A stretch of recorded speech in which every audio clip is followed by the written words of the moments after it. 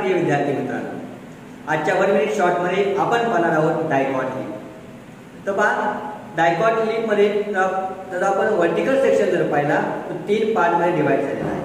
पहिल्या पार्टला आपण म्हणतो एपिडर्मिस, दुसरा मेझोफिल, तिसरा आहे व्हॅस्क्युलर सिस्टम.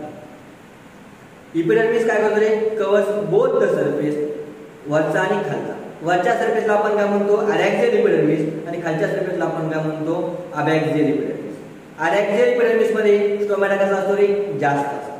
ठीक आहे. तर मेझोफिल जे आहे ते कुणामध्ये प्रेझेंट आहे, mesophyll is present between upper epidermis and lower epidermis. म्हणजे काय, अरॅक्झियल आणि अबॅक्झियल एपिडर्मिसच्या मध्ये मेझोफिल प्रेझेंट आहे.